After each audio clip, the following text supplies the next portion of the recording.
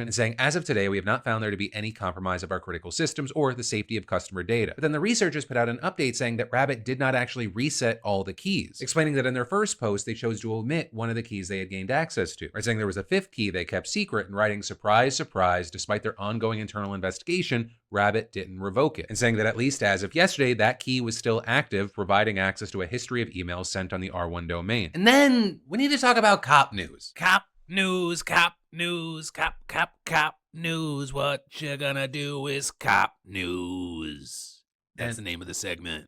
It is. And they are two drastically different stories. But the first one involving one of the most American things in the world, these guys. But if you flip off the wrong person, you know, freedom's gonna have consequences. And that's exactly what Gregory Bombard found out back in 2018. Because apparently Vermont State Trooper Jay Riggin thought that he saw Bombard give him the finger. So he pulls the guy over and he gives him some lip. No, it looked like you put me out when you were going by there. Yeah, it looked like you looked right at me and looked like you stuck your middle finger up in my face. No, I was doing this. Yeah. You must be really sensitive if it's super flipping you off.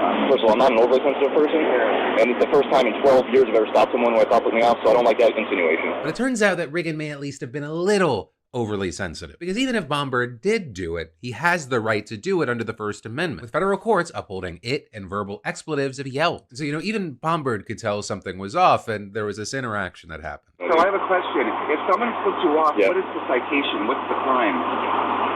So if somebody flicks me off, I don't know if they're signaling to try to get my attention because they need assistance or they need to have a conversation. Because obviously it's not normal behavior, so I'm going to have that conversation. In there, notice he really didn't answer the question. He just called the behavior abnormal, and being abnormal is not a crime. And to Riggin's credit, and it's a very low bar here because he shouldn't have pulled Bombard over in the first place, he lets him go without a citation. That is, until they get back into their cars, and this happened. Over the fact as he pulled away, he called me an asshole and said, "Fuck you," with the bird. A few moments later. Okay, so now you're under arrest for disorderly conduct. Get out of the car and put your hand behind your back.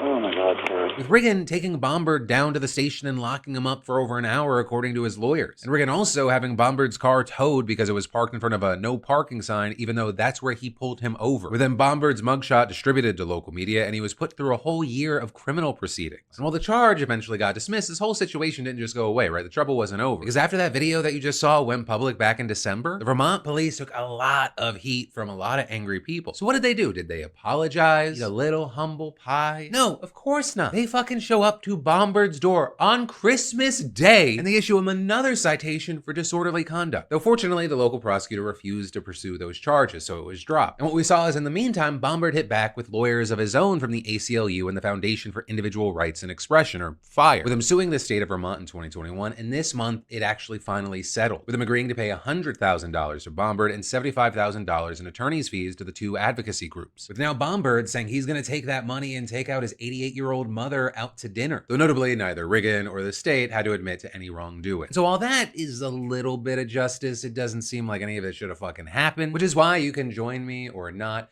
ending this story by giving a little gift to Officer Riggin. But one cop I would not flip off is this one out of New Jersey. I don't know if you've seen this video. I got smoking conditions. Right, that is Kevin Long, and what he finds inside of that apartment is an old 70-something couple trapped in the smoke. Hey, you all right? You all right? I can't get my husband. It's fully engulfed. All right, get out. My husband. Sir, where are you at?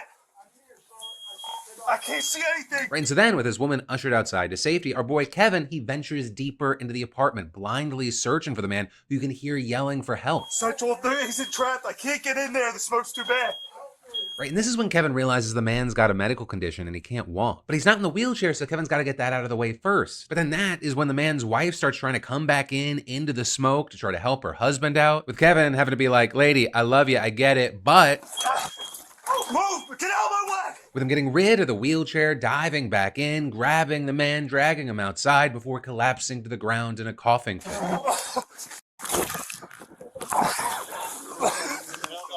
And then, because our boy Kevin, he is just a beast. He says his job's not done. He gets back up and he evacuates 16 other apartments. So luckily, the fire department showed up and contained the fire to just that one. And the worst of it is that the couple went to the hospital for non-life-threatening injuries. Kevin was also treated for smoke inhalation, but released shortly afterward, with him then getting honored by his department and telling NBC. That would have probably lasted the rest of my career if I didn't get those guys out, and I would have replayed that in my mind every day. Which is why Kevin is our BAMF of the day, and we can end on the note that in a world of Jay Riggins, be a Kevin. And then, getting older is interesting because you'll notice on like the younger end of things, like there are more milestones. You can get your learner's permit at 15, your driver's license at 16. You can get cigarettes if you want to kill yourself at 18. 21, you can drink. 25, you can rent a car without an extra surcharge. And then there's kind of nothing for a while. That is until now, thanks to Marvin, Peyton, and his wife Tina. See, they just opened up a restaurant outside of St. Louis, Missouri called Bliss. It's an upscale Caribbean restaurant, a suburb. And see, Marvin, who's 36 years old, which is a key aspect of this,